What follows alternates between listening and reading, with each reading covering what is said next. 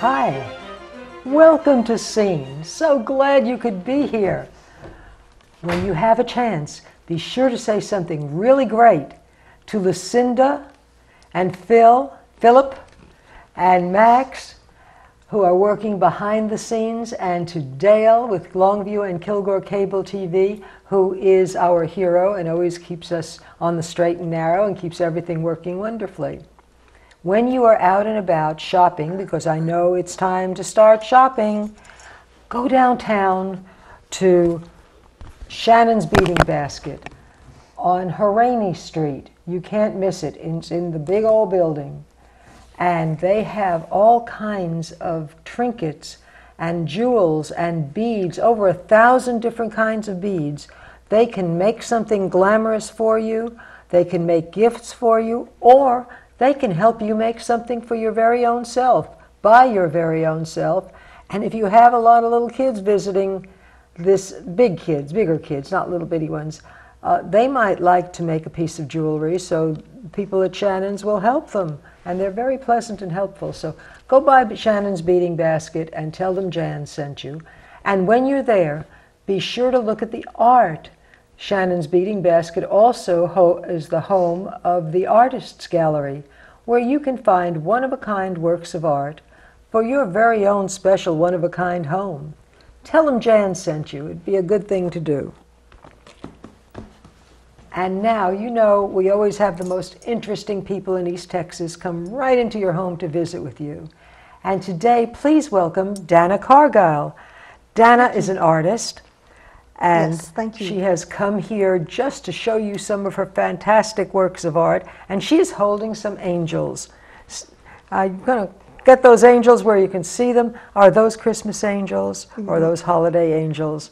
They really kind of are, because I was inspired to paint some angels for Christmas, and I painted an angel last year for Christmas, and this is a new theme of 3 angels together. Well, 3 angels are always a good idea. 3 is better than 1. 3 is better. Well, 1 sometimes can be very powerful. But yes. I think you can put your angels down if you'd like. I think everybody's enjoyed seeing it. And tell me something about you. I grew up in Midland, Texas, and I went to Baylor University. My grandmother was an artist. She always painted. She would put her art in the back of her car and drive around the lake in Oklahoma City, and she would sell paintings out of the back of her car. Hey, that's a great way to do it. Yes, it was. And so she sold a lot of her paintings. We don't have very many of them left, so they are a treasure. I know that. My dad's painting, we have so few of my father's paintings. It's kind of sad, and we don't know where they are. It is. And you don't know where your grandma's paintings are. No, and when she moved to the nursing home, I went through every nook and cranny, every closet, every drawer, and found a few that way. And I found a huge stack of unfinished watercolors that she had painted, about 25 or 30 beautiful watercolors, but they were half painted with, you know, this part painted or the bottom half or the top half, so they're really hard to work with or to frame, but they're a treasure, still a treasure. Absolutely. It's because once someone's gone, there are no more. That's right. There's never going to be another one. That's right.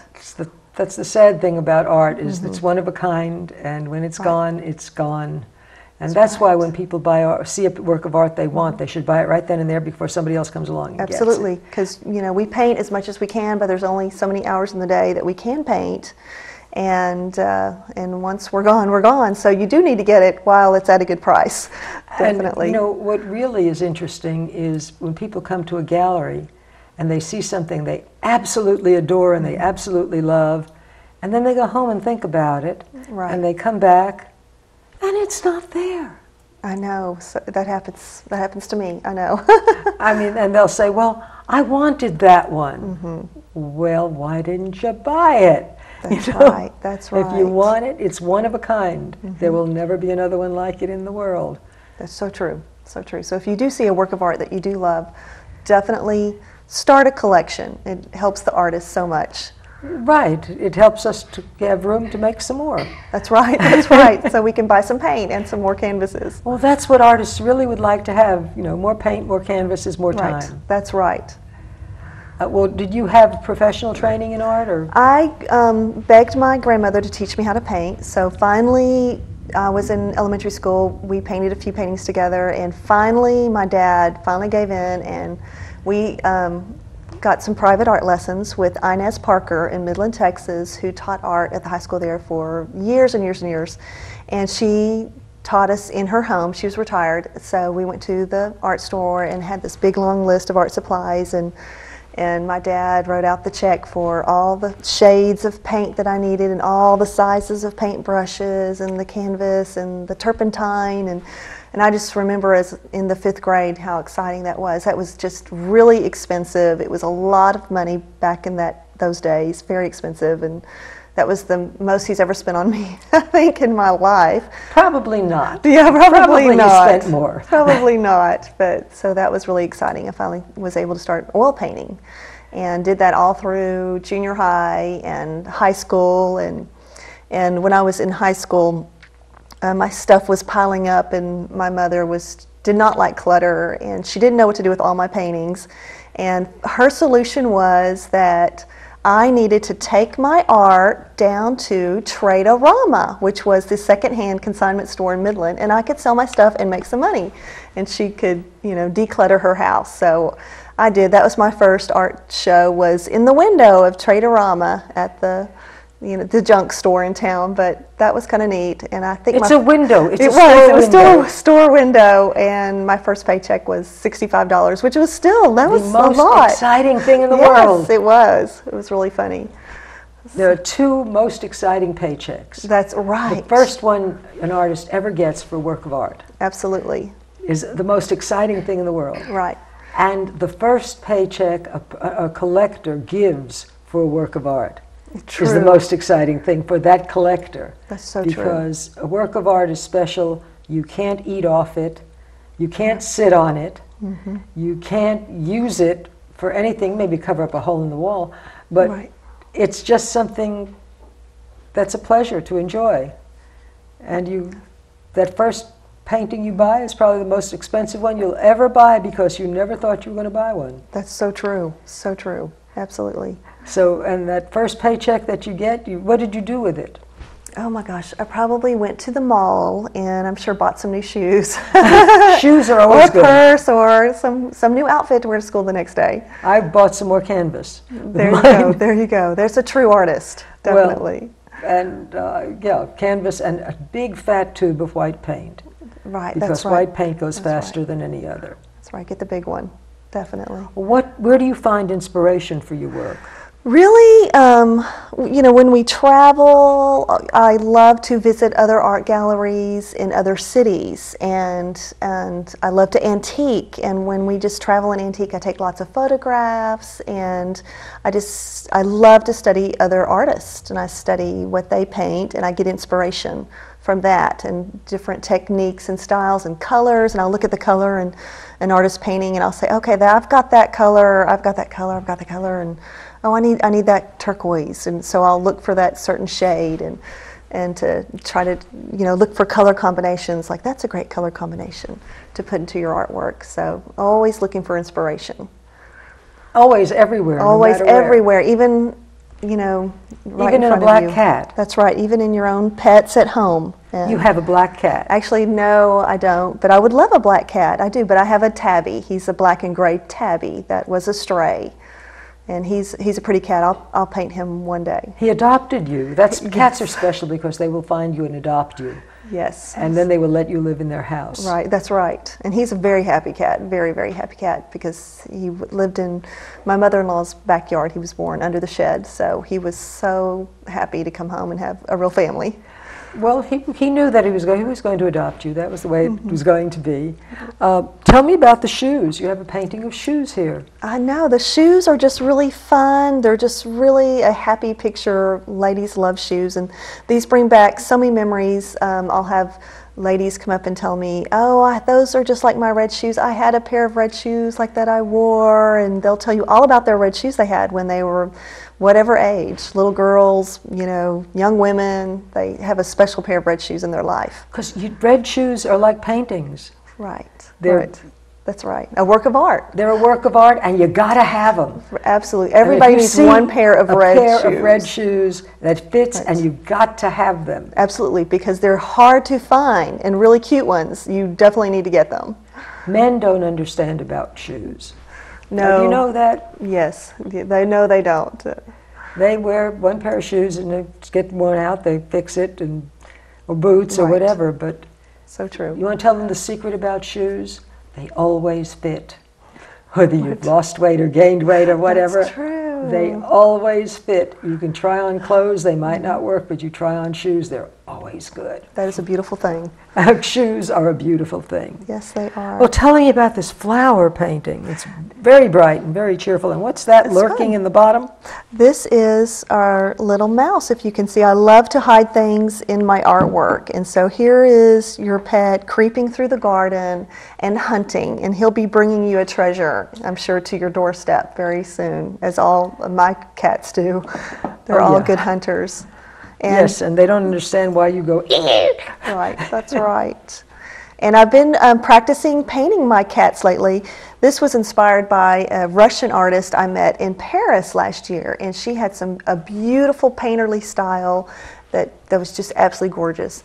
And she had some really beautiful cat paintings. And so I've been practicing my cats, and doing their cat faces are really hard. They're like a little sculpture, sculpting their little faces and their eyes and their ears and their little nose. And so this one is really, really cute. Really cute. And I added the little mouse because that's my cat, always hunting, hunting. I'm bringing you things. Definitely. He's so happy to he wants to take care of the family. That's right. That's what cats do. Mm-hmm. And here's a whole village. Yes. They say it takes a village to raise a child. So well, true. Here's a village.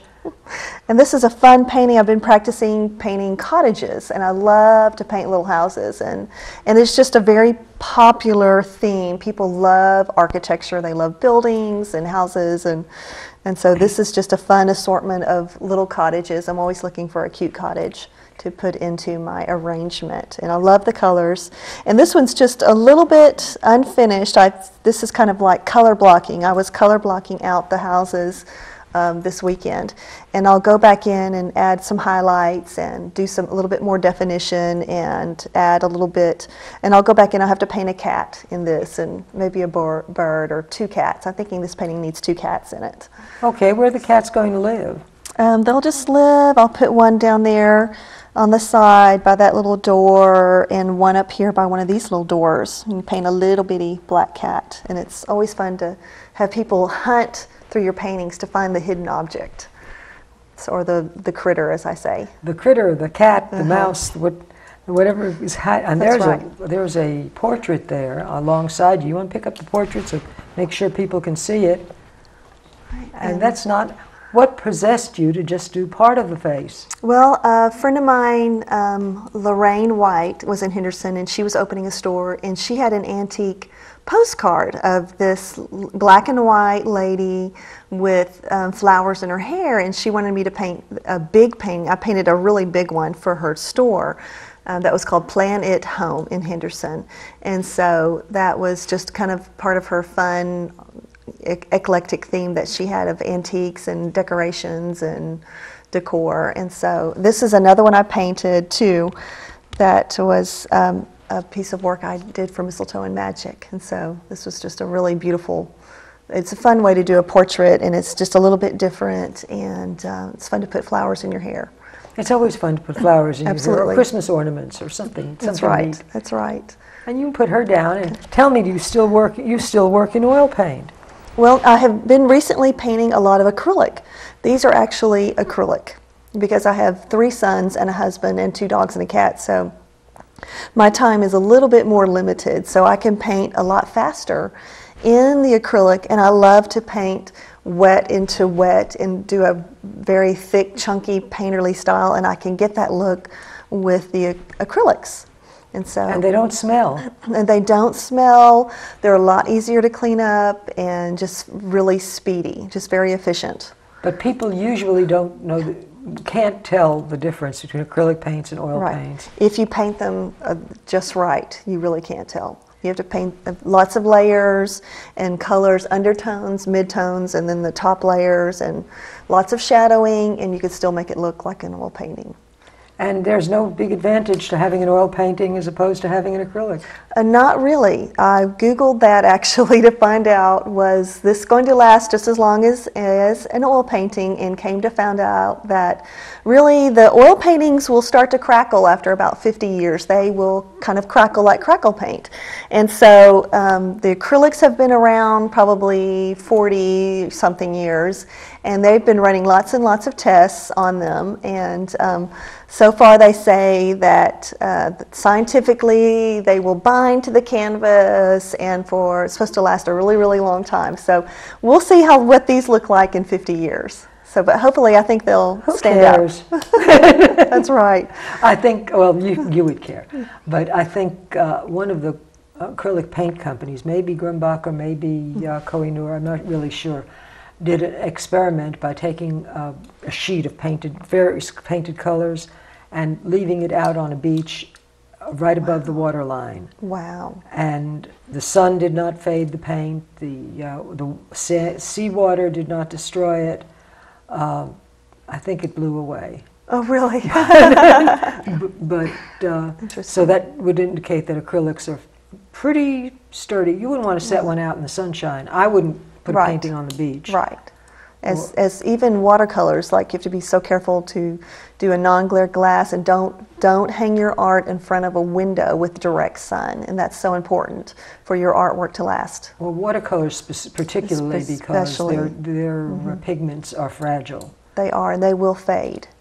So. And they will disappear if you leave it out there in the sunlight. So true. So, and you don't want a painting that's going to disappear, so don't stick your painting in the sunlight. And well, you can have it in a lighted room.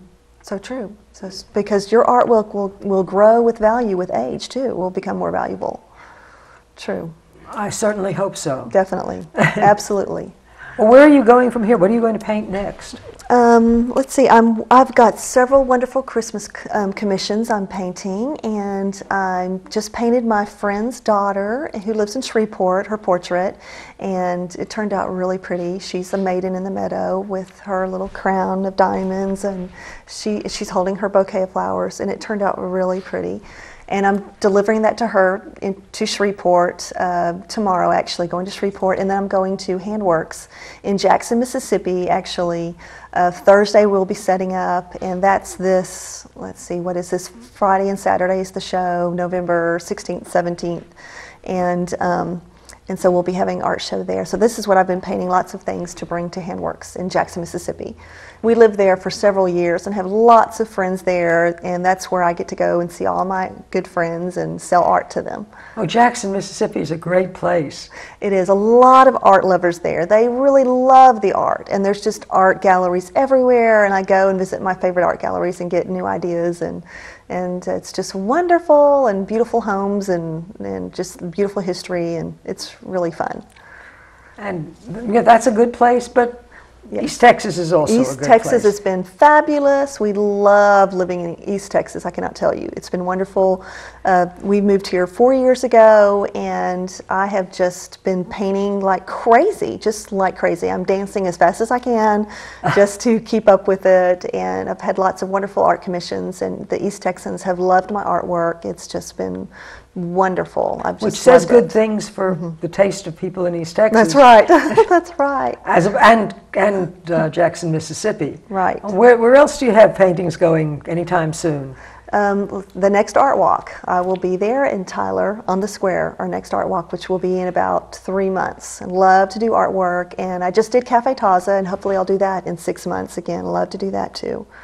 So always fun to do. There are all sorts of alternative spaces for exhibiting. There really is. And there's lots of little shops and boutiques in town. I have some art at Gold Leaf Art Gallery, which I love. They're fabulous. And I have a painting at Larry Lott Interiors. He's been really kind to show my art. And it's been fun. In 8th Street Boutique, I have a couple of paintings in there. She's starting to add paint and artwork to her collection of clothing that she's got there. That makes sense. If you're going to trust someone to right. help you find a dress, well, then you should trust them to help you find a work of art. That's right, and it just makes her shop look beautiful. It's really fun. And art and designers ought to. Right. If you trust somebody to buy you, pick out your sofa, let them help you find a work of art. Absolutely. But you pick the one you want. Because they have a good eye for color too. Well, but art should speak to the person who owns it. That's right. And if you love it, if you love a piece and you see it, you love it, whether you collect antiques or art, get it. It doesn't have to be all matchy-matchy. It does not need to be matchy-matchy. It should just reflect things you love, and it will all go together. Well, and if it doesn't go over your sofa, it can go over a chair. That's so true. Or in your dining room or kitchen or the bathroom. No, even. don't put it in the bathroom. The water vapors will not make it happen. From the bathtub will so true. Will cause a problem. True. But if you really have to, well, I guess it's okay. Well, a half bath would, Well, nowadays people have such big bathrooms. Right, that's right. And nowadays people are putting artwork in their bathrooms too. And big paintings, you can put a very large painting even on a little bitty wall space. You can fill it up. There's no rules.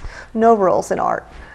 Well, the rule is, if you like it, do it. That's right, absolutely. And if you love it, it speaks to your heart, then you want to live with it. Have a work of art. Don't buy it because it matches something.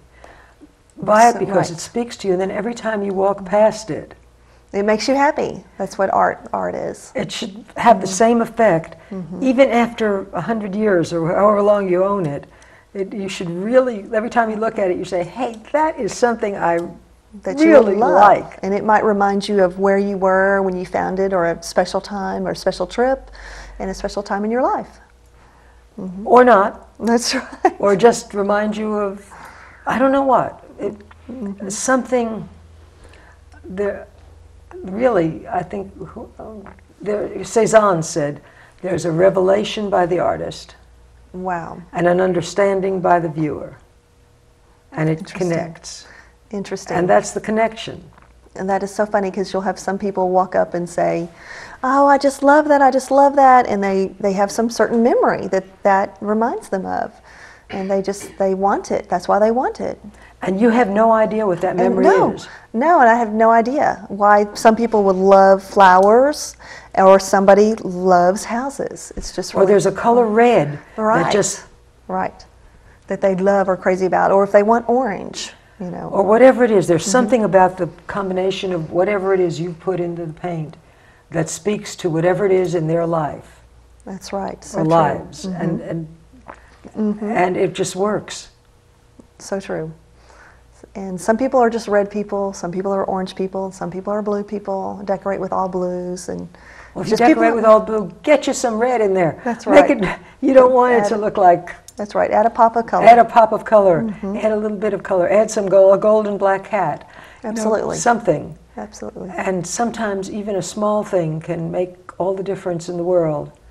It's so different from buying something because you like the frame. So true, definitely. Yeah, because frames don't last, the artwork does, because styles change and you will reframe. Eventually you'll change the frame on your artwork. Really? Yes.